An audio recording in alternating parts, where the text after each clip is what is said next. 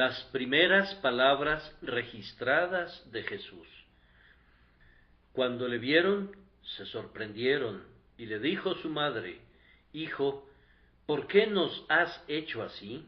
He aquí, tu padre y yo te hemos buscado con angustia. Entonces él les dijo: ¿Por qué me buscabais? ¿No sabíais que en los negocios de mi padre me es necesario estar? Lucas 2, 48, 49. Estas palabras son muy interesantes porque son las primeras expresiones registradas de nuestro Divino Señor. Sin duda dijo muchas cosas muy admirables cuando todavía era niño, pero el Espíritu Santo no consideró apropiado registrar nada de ello, excepto estas dos preguntas, como para enseñarnos que la niñez debe ser retraída y modesta, debe ser una etapa de preparación más que de ostentación. Poco oímos de un niño santo, pues la modestia es una parte valiosa de su carácter. Por tanto, deberíamos prestar una mayor atención a estas palabras, debido a que se encuentran a la propia vanguardia de la enseñanza de nuestro Señor y, en un sentido, son el anuncio de su vida entera. Expresadas, como lo fueron a los 12 años de edad, podemos considerarlas como las últimas palabras de su niñez y las primeras palabras de su juventud. Él está alejándose del tiempo en que podía ser considerado justamente un niño para convertirse en un joven, sobre todo en el clima oriental, donde los hombres maduran más rápidamente que aquí, en un hijo de la ley, apto para sentarse en medio de los doctores en el templo y ser instruido por ellos. Los primeros días de la juventud son muy peligrosos, pues es entonces cuando, normalmente, el resto de la vida es conformado a plenitud. Bienaventurado es, en verdad, aquel que comienza muy temprano con Dios y elige como su negocio el servicio del Señor. Si todos nuestros jóvenes tuvieran el mismo sentir que hubo también en Cristo Jesús, cuán grande evidencia poseeríamos de que el Espíritu de Dios obró en nuestros niños y que ahora está a punto de hablar a través de nuestros jóvenes. Yo supongo que estas palabras deben de haber llegado al Evangelio de Lucas a través de la propia María. ¿Cómo habría podido saber de otra manera el evangelista que ellos no entendían las palabras que les habló, o que María guardaba todas estas cosas en su corazón? Es María quien narra aquí, evidentemente, las palabras del santo niño, palabras que ella ponderaba ininterrumpidamente. Ella atesoraba para nosotros las joyas que salían de los labios de Jesús. Ella nos dice que esta expresión, aunque pareciera ser muy sencilla, no fue plenamente entendida ni por ella ni por su altamente estimado padre José, y, sin embargo, observen que se nos informa expresamente que María guardaba todas estas cosas en su corazón. Cuando no puedan absorber una verdad con sus entendimientos, déjenla descansar en sus afectos. Si hubiere algo en la palabra de Dios que les resulte sumamente difícil, no han de rechazarlo por eso, sino que han de preservarlo para el estudio en el futuro. En la conversación de un padre con su hijo, seguramente hay muchas cosas que el niño no puede comprender plenamente. Si fuera un niño sabio, se asiría precisamente a lo que no entiende y lo atesoraría para un uso futuro, esperando que en breve resplandezca la luz. no han de contarse entre quienes dicen que deben limitar su fe según su entendimiento. Si así fuera, es probable que tengan una fe estrecha o, de lo contrario, tendrán una holgada presunción, pues solamente una altanera arrogancia puede hacernos creer que somos capaces de entender siquiera una décima parte de lo que Dios ha revelado. Es más, voy a ir más lejos. Aunque podamos entender lo suficiente para ser salvados por la verdad, ningún hombre puede entender la plena profundidad de la verdad y, por tanto, si para nosotros fuera una regla limitar nuestra fe a lo que entendemos, tendríamos un rango de fe extremadamente limitado. Atesoremos todas estas cosas. Valoremos altamente estos diamantes que sólo pueden ser cortados con diamantes. No los desechemos porque sean duros, pues que lo sean es un índice de su condición genuina. Agradecemos que el Espíritu de Dios nos diera estas primeras palabras de nuestro Señor Jesús, y no las amamos menos porque sean palabras profundas. No nos sorprende que incluso siendo un niño, el Hijo de Dios expresara dichos misteriosos. Le sorprende que haya mucho en la Escritura que no pueden comprender cuando incluso la primera palabra de Cristo, siendo todavía un niño, no es entendida. Es más, no fue entendida ni siquiera por quienes le habían criado y habían vivido con él todos esos 12 años y que, por tanto, conocían su modo de hablar y las peculiaridades de su lenguaje juvenil. Si incluso María y José no entendieron, ¿quién soy yo para que esté diciendo para siempre, tengo que entender esto o no lo aceptaré? Es más, si no lo entendemos, guardaremos todos estos dichos en nuestros corazones, pues tenemos esta ventaja, que el Espíritu Santo ha sido dado ahora y, por su enseñanza, entendemos cosas que permanecieron ocultas para los más sabios santos de la antigüedad. Queridos amigos, cuán grande y llena de significado fue esta primera palabra que parece tan simple. Entre más la consideren, más se verán asombrados de su plenitud. Sólo la superficialidad y la ignorancia la considerarían sencilla, pero el estudiante más dedicado será el más asombrado por la profundidad de su significado. Stier, a quien debo mucho por sus pensamientos acerca de este tema, llama a este texto la solitaria florecilla ubicada fuera del huerto cercado de los 30 años. ¡Qué fragancia exhala! Es sólo un capullo, pero cuán hermoso es. No es una expresión de su madurez, sino la pregunta de su adolescencia. Sin embargo, este capullo abierto a medias descubre deliciosas golosinas y deleitables colores dignos de nuestra meditación admirativa. Podríamos llamar a estas preguntas de Jesús la profecía de su carácter y el programa de su vida. En este texto que estamos considerando, Jesús presentó ante su madre todo lo que vino a hacer al mundo y reveló su elevada y excelsa naturaleza y descubrió su gloriosa misión. Este versículo es uno de aquellos versículos que Lutero llamaría sus pequeñas Biblias, con todo el Evangelio comprimido en él. ¿Qué importa si lo comparo con una esencia de rosas de la que una sola gota bastaría para perfumar naciones y edades?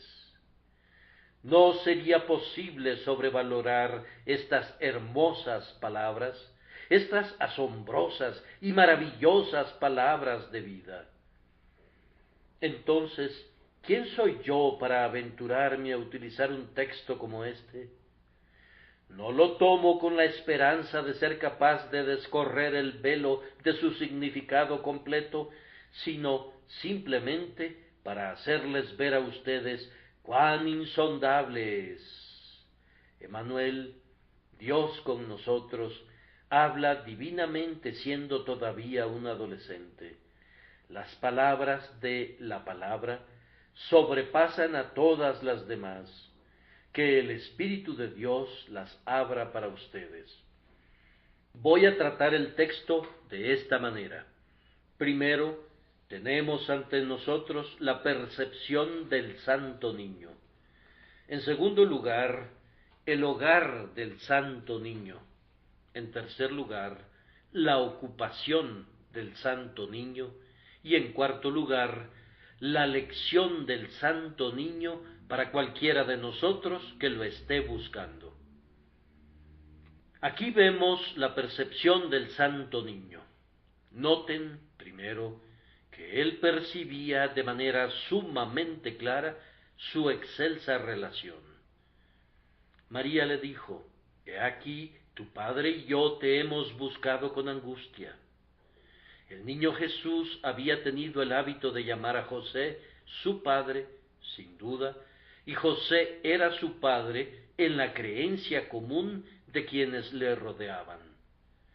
Leemos en referencia a nuestro Señor, incluso cuando ya tenía 30 años de edad, estas palabras: hijo, según se creía, de José.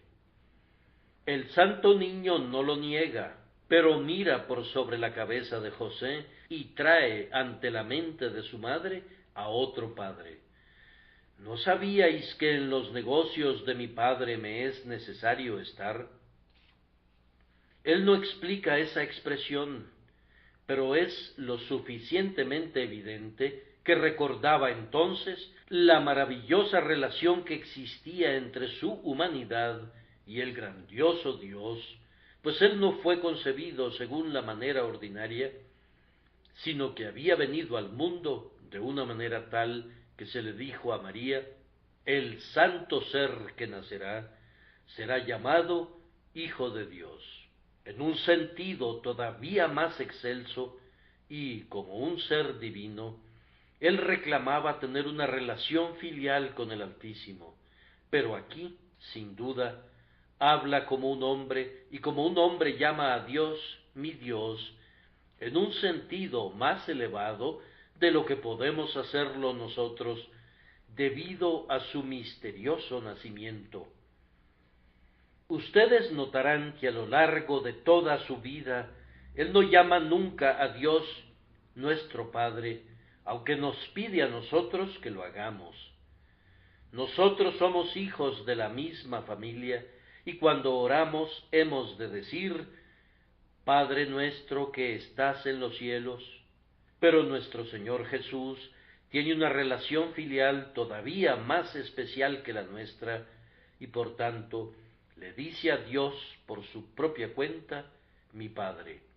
Él reclama expresamente esta relación personal para sí mismo, y yo estoy seguro que nosotros no le envidiamos esa relación, pues de ella depende nuestra propia relación con el Padre.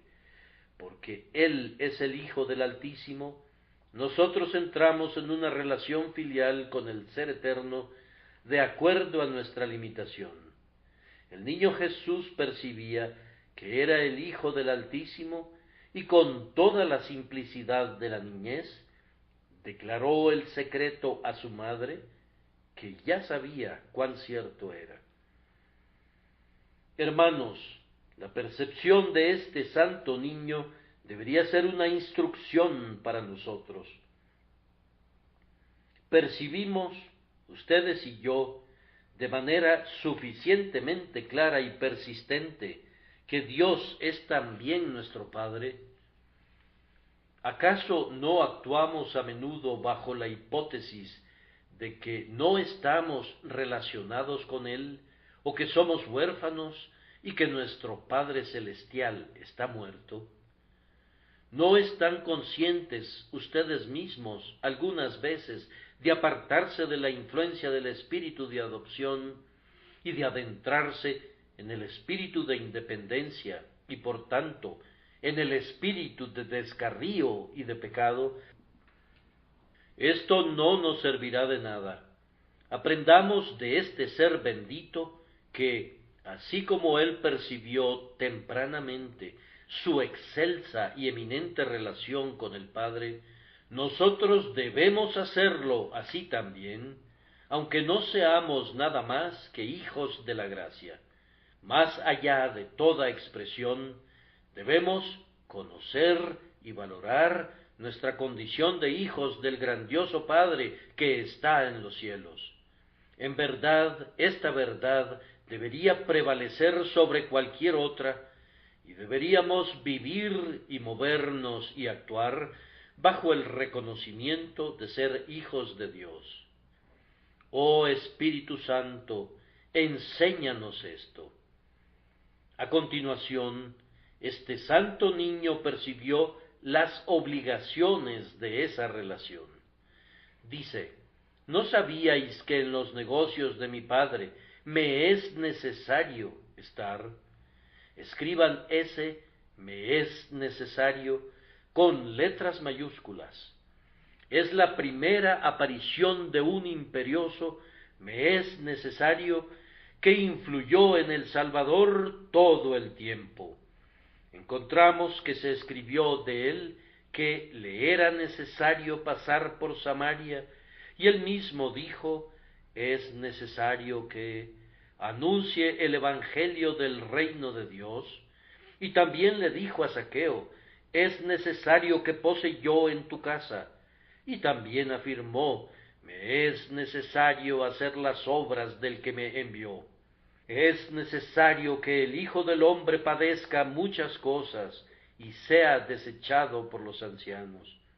Es necesario que el Hijo del Hombre sea levantado.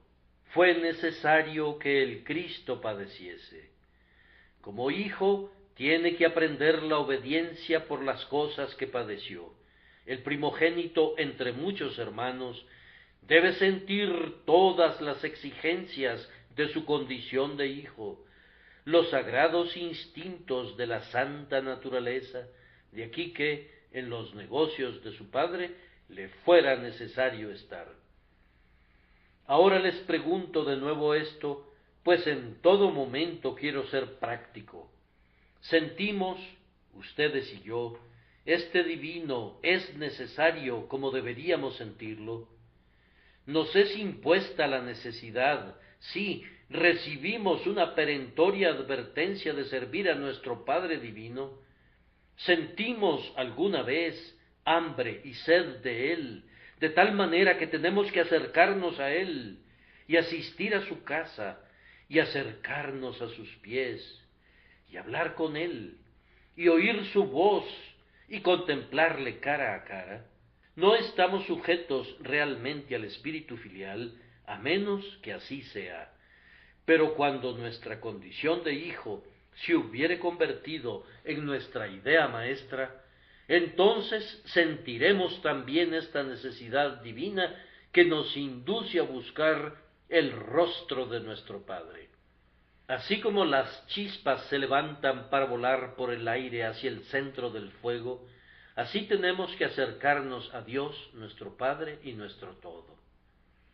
Este santo niño también percibía el olvido de María y de José y se sorprendía. Él ve que su madre y José no perciben su excelso nacimiento y las necesidades que conlleva y se asombra. ¿Por qué? Les pregunta de una infantil manera. ¿Por qué me buscabais? ¿No sabíais que en los negocios de mi Padre me es necesario estar? Está asombrado de que no reconozcan su condición de hijo, que no perciban que Dios es su Padre. ¿No recuerda María la palabra del ángel en la Anunciación? ¿No sabía cómo había nacido él y no recordaba su misteriosa relación con Dios? Por supuesto que sí lo hacía, pero ella era una mujer, y como una mujer habría criado a este niño y lo había educado, y por tanto Comenzaba a olvidar el misterio que rodeaba su hijo, sumida en las dulces familiaridades con las cuales había sido complacida, y así había que recordarle que él era el Hijo del Altísimo. ¿Tienes tú esas percepciones, amado Hijo de Dios? ¿No te preguntas con frecuencia por qué los hombres no saben que tú eres un Hijo de Dios? Has hablado algunas veces y ellos se han reído de ti como si fueras un idiota o un fanático, y has pensado para ti, ¿cómo? ¿Acaso no saben cómo debe hablar un hijo de Dios y cómo debe actuar un hijo de Dios? Por esto el mundo no nos conoce, porque no le conoció a él. No es algo sorprendente que seamos desconocidos. El mundo judío no conoció a su rey, el eterno Hijo de Dios. La gente no entiende al hombre espiritual. Para muchos es una rareza. No se sorprendan, hermanos míos, si los hombres carnales no los entienden. Sí, incluso sus propios hermanos en Cristo, aquellos que en verdad aman a su Padre, se han quedado sorprendidos cuando ustedes solo han actuado impulsados simplemente por su propio corazón renovado.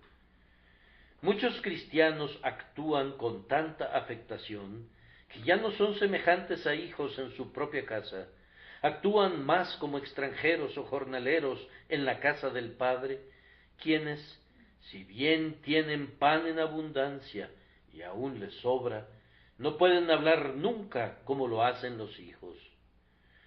Pocos permiten que sus corazones se derramen con esa santa temeridad, esa dulce familiaridad que le va bien a un hijo de Dios.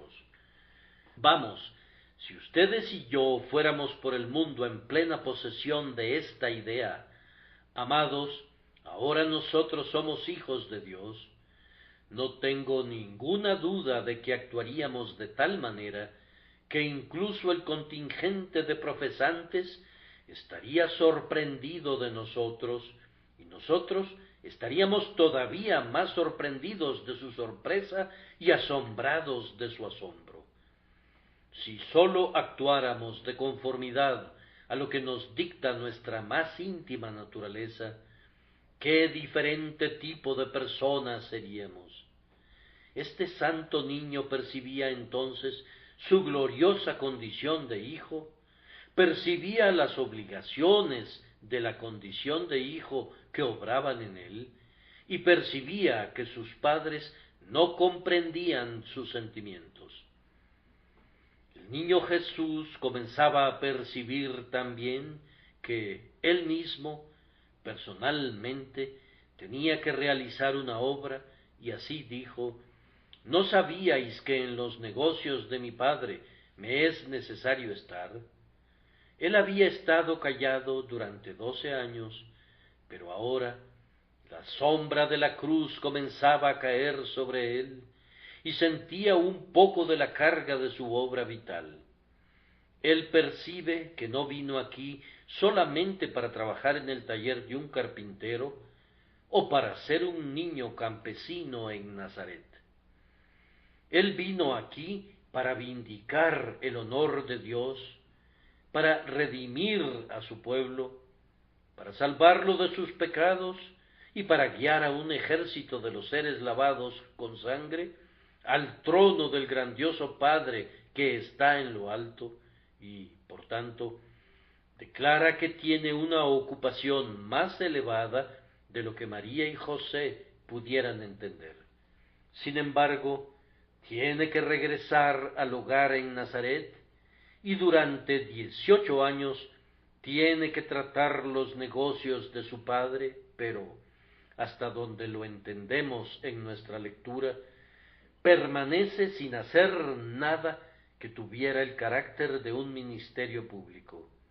Él tiene que hacer los negocios de su padre oyendo en secreto al Padre, de tal manera que cuando salga pueda decirles a sus discípulos: todas las cosas que oí de mi Padre os las he dado a conocer.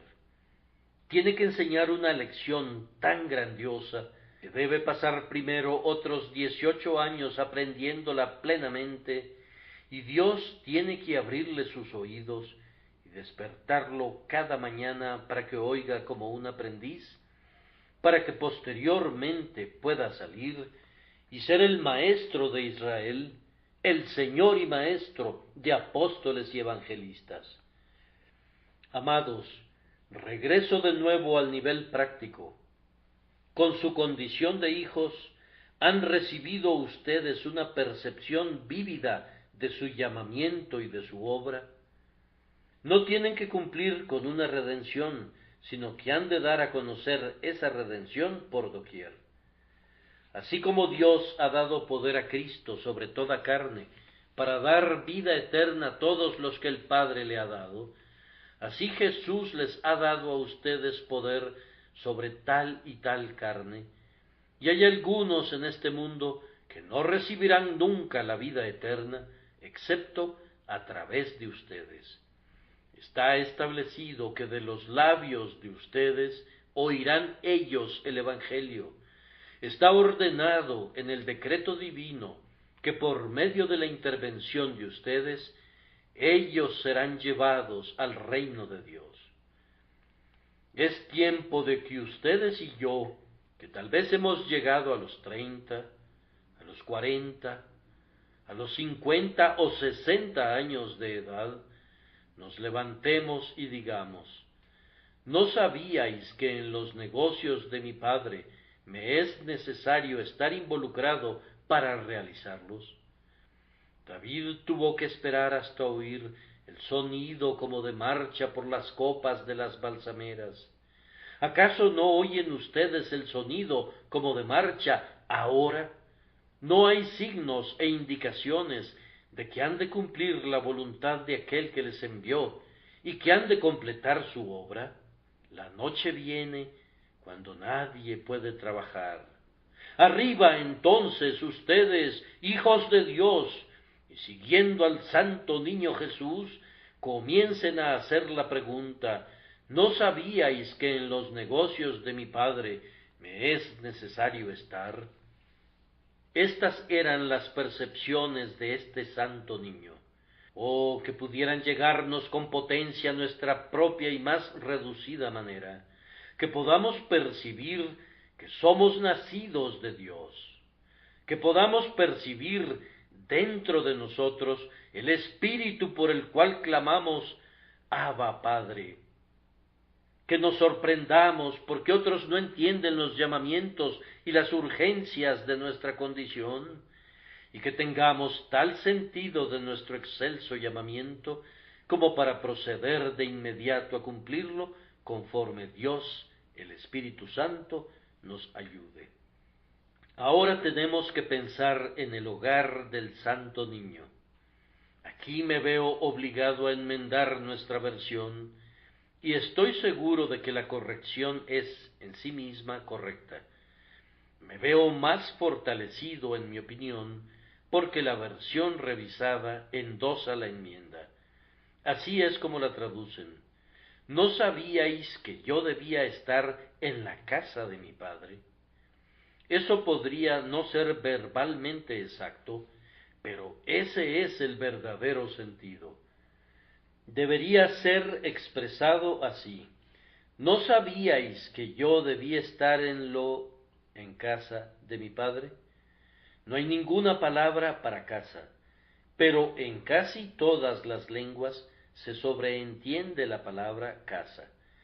Ustedes saben cómo nos decimos comúnmente unos a otros: voy a la casa de mi padre, o voy a pasar la tarde en casa de mi hermano. Todo mundo sabe que nos referimos a la casa, y es así como está expresado aquí en el griego. ¿No sabíais que yo debía estar en casa de mi Padre? Quiere decir casa. Ese ha de ser el primer significado básico de esto. El texto no dice nada de negocios, a menos que entendamos que está incluido, de hecho, puesto que podemos estar seguros de que Jesús no estaría ocioso en casa de su Padre, pues dijo: mi Padre hasta ahora trabaja y yo trabajo. Observen que la pregunta de María era: ¿por qué nos has hecho así? He aquí, tu Padre y yo te hemos buscado con angustia. Su respuesta es: ¿no sabíais que yo debía estar en la casa de mi Padre? Esa es claramente una respuesta completa, y allí nos da la impresión de algo más natural que una referencia a negocios. Si Jesús sólo hubiera dicho: ¿no sabíais que en los negocios de mi Padre me es necesario estar?, no habría sido ninguna guía para ellos en cuanto a dónde estaría, porque en toda su vida estuvo en los negocios de su Padre, pero no siempre estaba en el templo. Estaba en los negocios de su Padre cuando se sentó junto al pozo y habló con la mujer de Samaria, y estaba en los negocios de su Padre cuando caminó sobre las olas del mar de Galilea. Él podía estar en cualquier parte y, sin embargo, estar en los negocios de su Padre, pero la respuesta natural a la pregunta fue: ¿por qué me buscabais? ¿No sabíais que yo debía estar en la casa de mi Padre? Leamos el pasaje de esta manera y veamos el hogar del niño. ¿Dónde debía estar Jesús sino en la morada de su Padre? No dudo de que deseara ávidamente comer la Pascua al cumplir los 12 años y contar con la edad suficiente para subir a la casa de su Padre. Él consideraba que el templo era temporalmente la residencia de Dios y el lugar donde Él se manifestaba en un grado inusual, y así el santo niño miraba esas paredes y esos atrios con deleite, como la casa de su Padre. Le parecía sumamente natural que al llegar al lugar debería quedarse allí. Él no había estado realmente nunca antes en casa. Nazaret era el lugar donde fue criado, pero el templo de Jerusalén era su verdadero hogar en la tierra. Me imagino cuánto amaba ese bienaventurado niño el lugar donde su padre era adorado. A pesar de ser un niño, se quedaría parado observando las ovejas y los novillos que eran sacrificados, y entendería mucho más acerca de ellos que ustedes y que yo, que somos adultos. Todo debe haber sido como un país de las maravillas para él, siendo un niño. No hablo de él como Dios. Todo debe haber sido maravilloso para él y profundamente interesante. Cuando los salmos subían, cómo los cantaba con su dulce voz juvenil. Se decía: he de cantar preces a mi Padre. Cuando elevaban las solemnes oraciones y él las oía, no había nadie tan devoto como él al oír al pueblo adorar a su Padre celestial. Es conmovedor pensar en él en el palacio de su Padre. Él era más grande que el templo y, sin embargo, todavía era un adolescente. Era la casa de su Padre en un sentido especial, porque en el templo todo hablaba de la gloria de Dios y todo estaba destinado a la adoración a Dios. Era la casa de su Padre también, en el sentido de que allí continuaba la obra de su Padre. Si no hubiese sido por el pecado que había apartado a los rabinos y a los sacerdotes de seguir fielmente a Dios, el templo sería el lugar del cual saldría el poder de Dios. De Sión, perfección de hermosura, Dios ha resplandecido. Allí también fue proclamada la verdad de su Padre, y allí fueron celebradas sus ordenanzas. El templo era el centro de la labranza del grandioso labrador, era la hacienda desde donde todos los obreros salían para labrar los campos del propio Padre de Cristo. En especial para él era allí que el nombre de su padre era enseñado. Rápidamente encontró su camino desde el lugar del sacrificio hasta el lugar de la enseñanza. Sacrificio y ofrenda no te agrada. Entonces fue a ver a los doctores.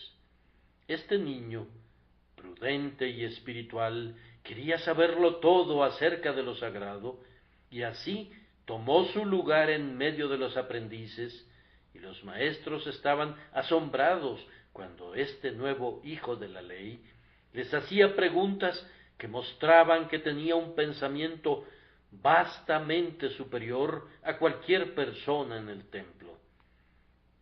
Cuando estas preguntas fueron respondidas, no fueron sino las predecesoras de un ejército entero de otras preguntas, pues él quería saber más. Ellos se quedaban atónitos, ya que esas preguntas provenían de una mente juvenil. En retorno, ellos le hacían preguntas al joven, y él les respondía bien, pues poseía una mente notable, y su madre le había enseñado la palabra preciosa, de tal manera que él tenía a la ley y a los profetas en la punta de sus dedos. Sin duda citaba en sus respuestas los dichos de Isaías o de Jeremías, y asombraba profundamente a los doctores cuando percibían que era capaz de divisar las profundidades de las palabras santas. Ahora, queridos amigos, yendo a la práctica de nuevo, ¿dónde debería estar nuestro hogar como hijos de Dios, sino en la casa de nuestro Padre? ¿Creen ustedes que nosotros tenemos el suficiente espíritu infantil en nosotros para sentir eso? ¿No sabíais que yo debía estar en la casa de mi Padre? Esa casa es su iglesia. Él mora en medio de los fieles. Los santos de Dios son edificados juntos para constituir una habitación de Dios por medio del Espíritu. Que esté yo a menudo en medio de su pueblo, pues debo estar en la casa de mi Padre. Si en verdad soy un hijo de Dios, no debería amar, no tendría que amar, no amaré estar donde Dios es adorado. ¿No deberían encantarme los himnos de la casa de Dios? ¿No deberían deleitarme las oraciones del pueblo de Dios? ¿No estaré ávido de participar en las reuniones de oración de los santos? ¿No habría de regocijarme el hecho de unirme a su alabanza? ¿No se vería deleitada mi alma al estar a la mesa de la comunión y en cualquier otra parte que Dios haya establecido para ser adorado por sus santos? ¿No habría de amar cada lugar donde la obra de Dios se está llevando a cabo?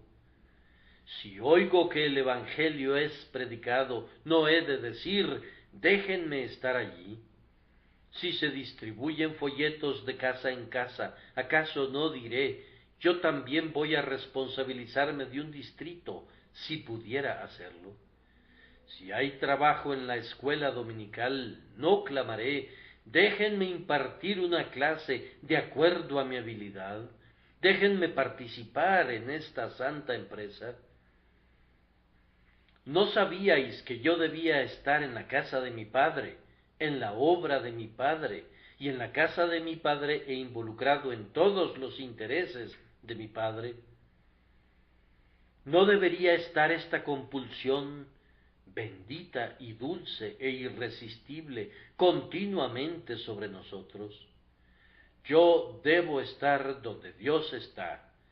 Si no estoy con su pueblo, porque estoy retenido por la enfermedad, a pesar de ello, he de estar en la casa de mi Padre.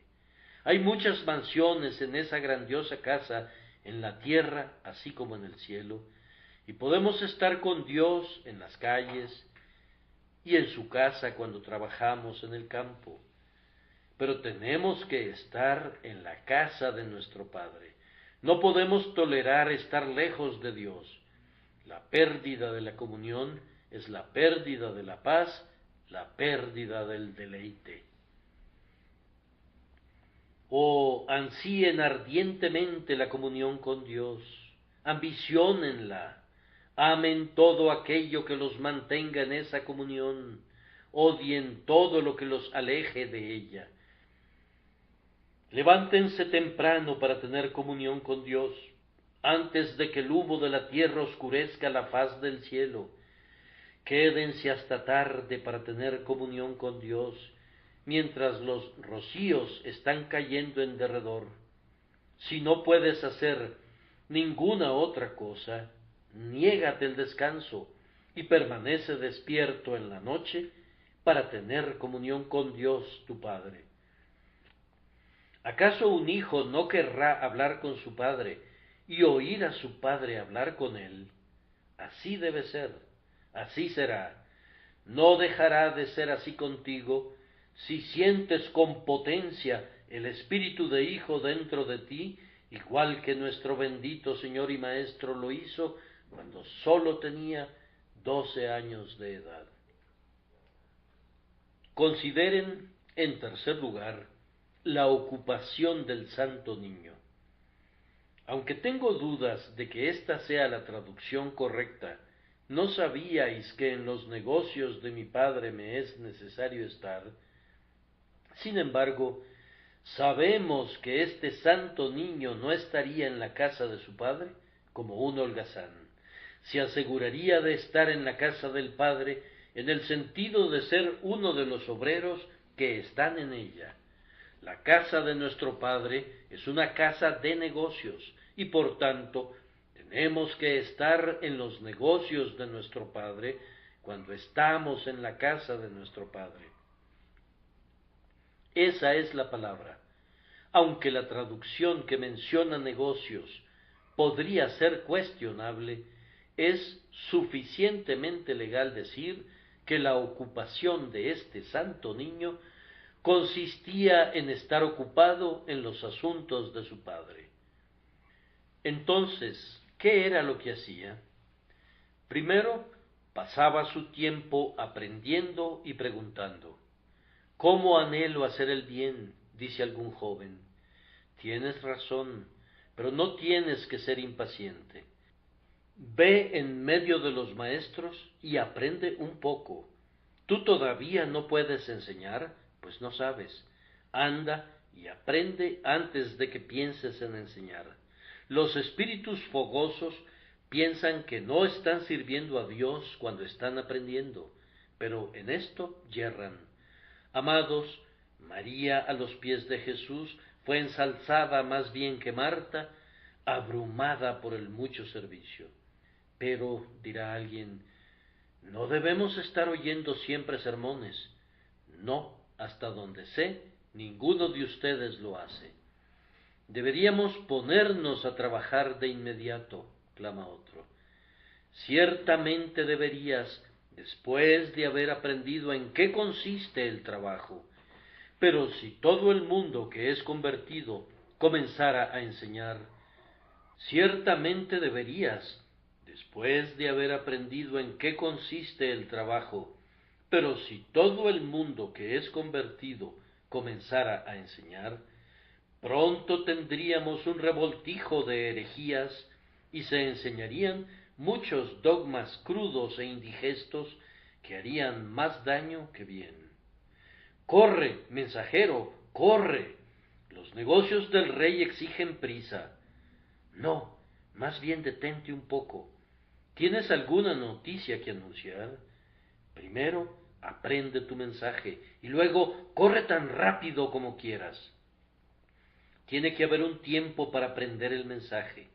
Si nuestro bendito Señor esperó 30 años, Él es un ejemplo para las personas ávidas que escasamente pueden esperar 30 minutos.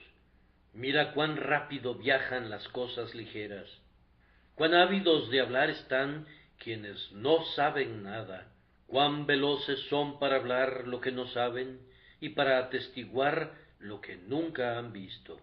Esto no proviene de la sabiduría, sino que es el fruto prematuro de la necedad.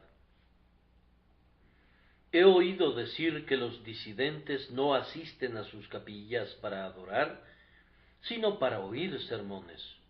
No es cierto, pero si lo fuera, permítanme decirles que oír sermones pudiera ser una de las formas más divinas de adoración fuera del cielo, pues al oír el Evangelio, como debe ser oído, cada pasión sagrada es puesta en juego, y cada poder de nuestra renovada humanidad es conducida a inclinarse delante de la majestad en lo alto. Cuando la fe abraza la promesa y el amor se regocija en ella y la esperanza espera su cumplimiento, esas tres virtudes adoran si el tema es alguna palabra de gracia del Altísimo.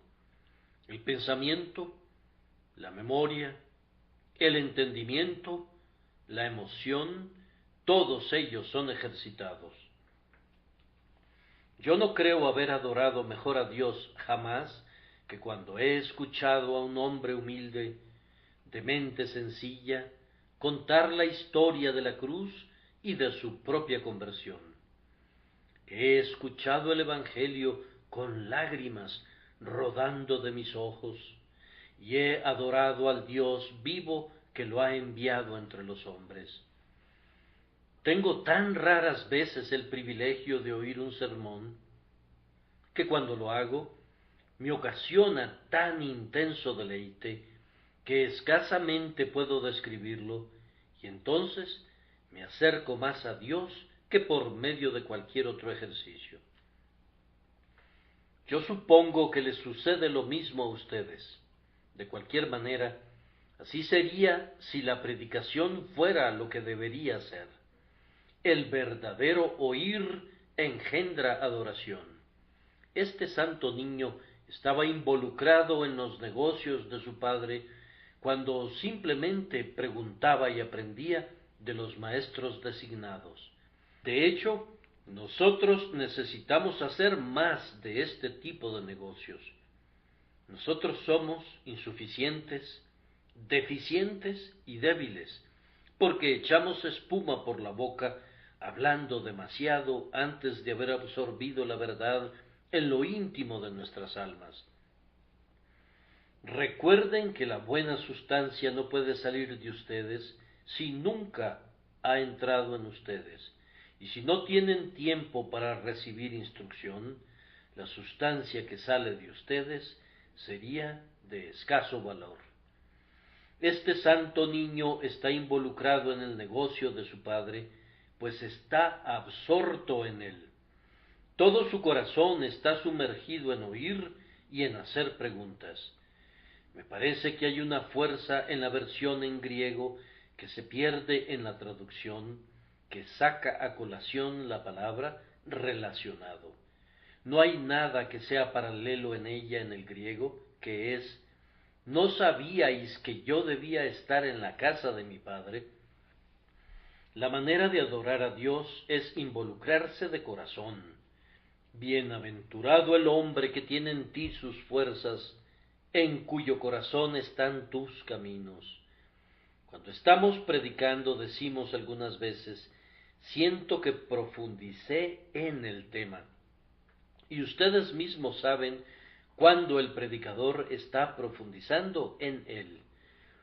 A menudo está remando en la costa de su texto y posiblemente vadee en medio de él hasta sus tobillos, pero, cuando se zambulle en los ríos para pasarlos a nado, entonces experimentan tiempos grandiosos, cuando la preciosa verdad lo ha alzado prácticamente sobre sus pies.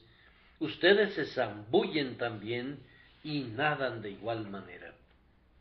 Nuestro Señor, cuando fue al templo, se involucró en la adoración y en la enseñanza, y esa fue su respuesta a María.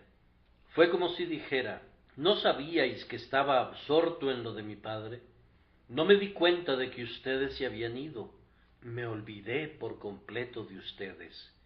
¿No sabíais que mi alma estaba en la casa de mi Padre? Estaba tan absorto con lo que estaba aprendiendo de los doctores y con lo que estaba viendo en el templo, que no podía hacer otra cosa que permanecer allí. ¿No sabían eso? ¿Acaso no se quedaron absortos también ustedes? Él pareciera pensar que ellos podrían haber estado tan interesados como él, y lo habrían estado si hubieran llevado la misma relación con Dios que él llevaba. Es muy natural que quedemos embargados en nuestra adoración. No me sorprendería si algunas veces fuéramos un poco rudos con aquellos que se sientan junto a nosotros, o que fuéramos conmovidos un poco más allá de lo que la etiqueta sugeriría, o que expresáramos nuestros sentimientos con expresiones involuntarias y nos volviéramos problemáticos para los que están sentados en la misma banca que nosotros, de tal forma que dijeran: ¿qué es lo que les pasa a estas personas? Amigos, hemos asumido el santo compromiso y no podemos gobernarnos a nosotros mismos adecuadamente, y sentimos como si pudiéramos decirles: ¿no sabíais que en la obra y adoración y verdad de mi Padre me es necesario estar? No podemos sentir a medias, estamos demasiado felices para eso. Sentimos un pleno entusiasmo. ¿No saben que no podemos ser comedidos y estar calmados, pues tenemos que estar absortos con nuestro santo servicio? Además, el santo niño declara que sentía una necesidad de estar en ello. ¿No sabíais que en los negocios de mi Padre me es necesario estar? No podía evitarlo. Cristo no podría ser nunca un alumno frío o un adorador tibio. No era posible que lo fuera. Tenía que ser absorbido por ello. Tenía que ser arrastrado dentro del bendito remolino. Tenía que perderse en él y entregar todo su pensamiento y atención a él. Y eso le dice a su madre: ¿no sabíais que en los negocios de mi Padre me es necesario estar? Al santo niño no le interesaban otras cosas, pero esto le absorbía por completo. Ustedes conocen la historia de Alejandro, que relata que cuando los embajadores persas llegaron a la corte de su padre, el pequeño Alejandro les hacía muchas preguntas, pero no eran en absoluto el tipo de preguntas que los muchachos suelen concebir. Él no les pedía que le describieran el trono de marfil, ni los jardines colgantes de Babilonia, ni nada relativo al bellísimo ropaje del rey. Antes bien, preguntaba, ¿qué armas usaban los persas en la batalla?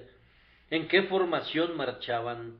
¿Y qué distancia había hasta su país? Pues el muchacho Alejandro sentía al hombre Alejandro en su interior, y presentía que él era el hombre que conquistaría Persia y que les mostraría otra forma de lucha que los haría batirse en retirada. Ese es un singular paralelo con el caso del niño Jesús, que es consumido de celo únicamente por lo que es de su Padre, porque le correspondía hacer la obra de su Padre y vivir para la gloria de su Padre y para ejecutar el propósito de su Padre incluso hasta el fin. Por último, hemos de aprender la lección especial de este santo niño para aquellos entre nosotros que son buscadores. Me estoy dirigiendo a algunos hijos de Dios que han perdido de vista a Cristo. Sucede a veces que perdemos al santo niño, y eso sucede más a menudo cuando disfrutamos en compañía siendo así separados de él. María y José, sin duda, se deleitaban con el festival y así olvidaron a Jesús. Cuando ustedes y yo estamos en la casa de Dios, podríamos olvidar al Señor de la casa. Nunca lo han perdido estando a su propia mesa. Nunca lo han perdido mientras han estado involucrados en su obra. Nunca lo han perdido incluso estando ocupados con las cosas santas. Cuando lo pierden, tal vez le digan: Señor, que he buscado todo este tiempo, he estado entre tus parientes, he acudido a los amados santos de Dios, y les he hablado y les he dicho, ¿habéis visto al que ama mi alma, pues lo he perdido? Su respuesta es, ¿por qué me buscabais? Él no está perdido para quienes tienen un anhelo de él. ¿No puedes confiar en él cuando está lejos? Él está bien incluso cuando no le ves. Aunque no siempre sonríe, nos ama hasta el fin. A pesar de que no estés caminando a la luz de su rostro, tú estás viviendo en el amor de su corazón. Jesús te ve cuando tú no le ves. Él tiene razones para ocultarse que están fundadas en la sabiduría. Amadísimos amigos, fíjense que si ustedes y yo queremos encontrar a nuestro Señor, sabemos dónde está, ¿no es cierto? Él está en casa de su Padre. Vayamos a la casa de su Padre, vayamos a nuestro Padre y a su Padre, y hablemos con Dios y preguntémosle dónde está Jesús si hubiéremos perdido su compañía. Podemos estar seguros de que Él está en la obra de su Padre. Estamos seguros de ello. Vayamos a trabajar de nuevo para Él. No digamos, me siento tan embotado que no puedo orar. Ahora es el tiempo en que debemos orar. Pero no siento como si pudiese alabarlo. Ahora es el tiempo en que tienes que alabarlo, y la alabanza vendrá mientras estés alabando. Algunas veces no tenemos motivación para los ejercicios santos, y el diablo nos dice, no asistas. Mi querido amigo, asegúrate de asistir a la asamblea ahora. Asiste para tener la motivación de asistir. ¿Has comenzado a despreocuparte acerca de las reuniones de oración? ¿Vas a dejar de asistir hasta que tengas un renovado interés en ellas? Entonces morirás en la indiferencia. Ven y desarrolla otra vez la afición a ellas. Aquellos que asisten con mayor frecuencia las aman más. ¿Acaso dice Satanás en relación a la oración privada, no posees el espíritu de oración, no debes orar? Dile al diablo que vas a orar pidiendo el espíritu de oración y que vas a suplicar hasta obtenerlo. Es un signo de enfermedad que no puedas orar, y ciertamente entonces has de acudir al doctor. Si hay un momento cuando un hombre debería orar más de lo usual, es cuando se siente muerto y frío en el santo compromiso. Ve y busca a Jesús en la casa del Padre, y búscale en la obra del Padre, y quienes entre ustedes hayan perdido la comunión con Él, lo encontrarán de nuevo. Cuando retomes la clase de la escuela dominical que abandonaste porque dijiste que ya había sido suficiente, cuando vayas de nuevo para predicar en la esquina de la calle, ¿no has hecho eso últimamente? Cuando comiences a estar activo en el servicio del Señor, entonces te encontrarás de nuevo con este ser bendito que está ocupado en los negocios de su Padre, sin importar que tú lo estés o no. Una palabra más que está dirigida a los pecadores que están buscando a Cristo. No voy a decir una palabra que descorazone a nadie que esté buscando a Jesús, pero yo quisiera que sobrepasaran la etapa de búsqueda. Tal vez el Espíritu Santo les ayude a hacerlo si les leo la palabra de Cristo. ¿Por qué ustedes me buscaban a mí? Vamos, vamos, ciertamente eso es trastocar las cosas. Nuestro Señor Jesús ha venido al mundo para buscar y salvar a los perdidos, y no es algo extraño cuando aquellos que están perdidos se ponen a buscarlo. Esa es una reversión de todo orden. ¿Por qué, pregunta él, me buscabais ustedes? Ahora, si en esta mañana yo soy un pobre y perdido pecador, y puedo decir honestamente que estoy buscando a Cristo, debe de haber alguna equivocación en algún lugar. ¿Cómo puede ser esto? ¿Cómo podría descifrarlo? Aquí está una oveja buscando al pastor, una dracma perdida buscando a su dueño. ¿Cómo puede ser esto? Todo se explicará con solo que piensen en esto. Primero, que Jesucristo no está lejos. Él se encuentra en la casa del Padre. ¿Dónde está la casa del Padre? Vamos, en nuestro derredor. La casa del grandioso Padre cubre el mundo entero y todas las estrellas. Él vive en todas partes. Él no mora en templos hechos por manos humanas, como este tabernáculo o aquella catedral. El Señor está fuera, en los campos y en las calles, en donde quiera que le busquen. No digas, ¿quién subirá al cielo para encontrarlo? ¿O quién descenderá al abismo para hacerlo subir? Cerca de ti está la palabra. Aquí está Cristo en medio de nosotros. Hombre, ¿qué estás buscando? ¿Estás buscando un espíritu de la noche o un espectro de la oscuridad? Un anciano conocido mío, sumido en gran turbación, estaba buscando sus anteojos. Ah, querido buen hombre, él no habría podido ver si no los llevara puestos, y estaba mirando a través de sus lentes y ayudándose de ellos para encontrarlos. Muchísimas almas están buscando a Cristo por la gracia que han recibido de Él. Jesús está cerca. Crean en Él. Recuerden también otra cosa, que Cristo ha de estar ocupado en el negocio de su Padre. ¿Y cuál es el negocio de su Padre? Pues bien, es salvar pecadores. Este es el deleite de su grandioso Padre. Él se alegra al traer a los hijos pródigos a casa. ¿Estás buscando a Jesús como si no pudiera ser encontrado, como si fuera difícil hacer que oiga y difícil conseguir su ayuda?